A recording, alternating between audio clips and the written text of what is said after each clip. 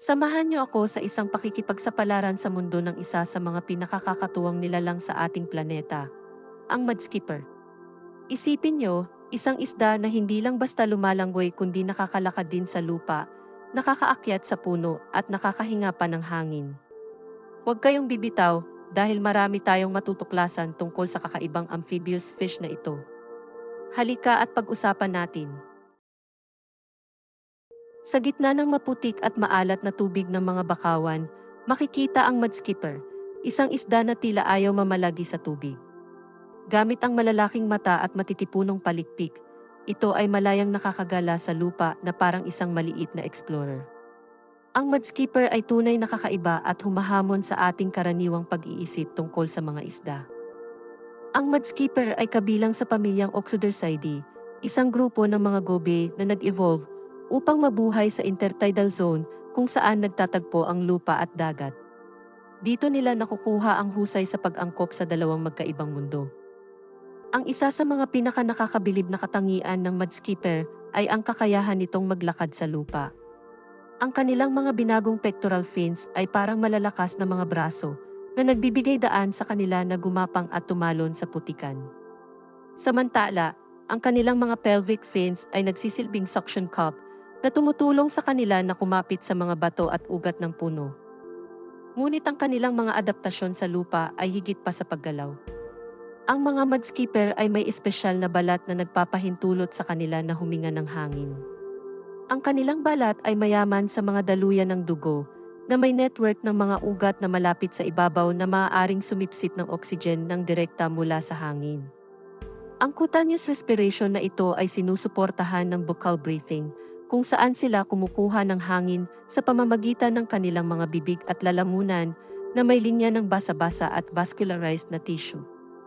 Ang dual breathing system na ito ay nagbibigay daan sa kanila na manatili sa labas ng tubig sa mahabang panahon, hanggat ang kanilang balat at buccal cavity ay nananatiling basa. Ang kanilang mga mata, na nakapatong sa kanilang mga ulo, ay isa pang kahangahangang adaptasyon. Ang mga prominenteng at malilikot na mga matang ito ay nagbibigay ng malawak na tanawin ng kanilang paligid, kapwa sa itaas at sa ilalim ng tubig. Maaari silang umikot ng nakapag-iisa, na nagpapahintulot sa kanila na mag-scan para sa biktima at mga mandaragit sa lahat ng direksyon.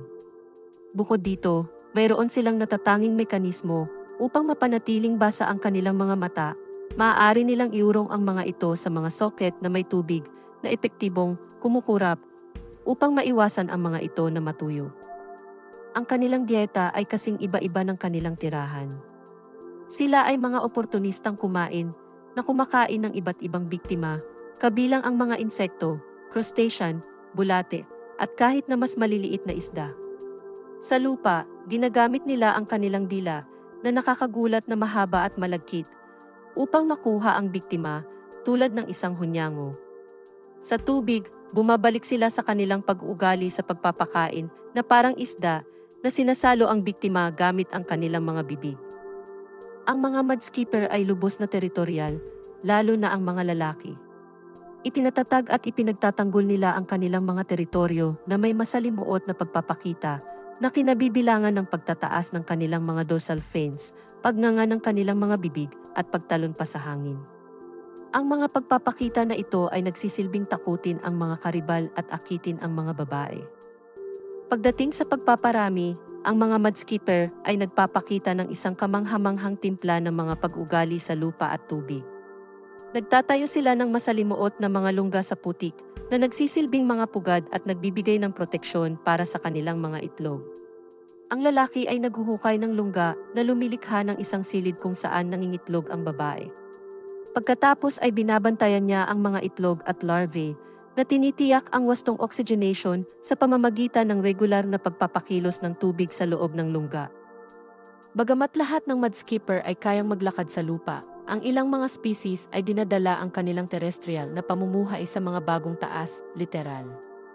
Ang mga arboreal mudskipper na ito, tulad ng slender mudskipper na may scientific name na Pyriophalmus variabilis, ay naobserbahang umaakyat sa mga puno na umaabot sa taas na ilang talampakan mula sa lupa.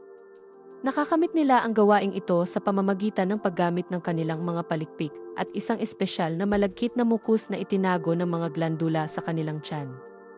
Ang mukus na ito ay tumutulong sa kanila na kumapit sa balat at mga ugat ng mga puno ng bakawan na nagpapahintulot sa kanila na mag-navigate sa patayong lupain. Ang mudskipper ay isang magandang halimbawa ng kakayahan ng mga nilalang na umangkop sa kanilang kapaligiran.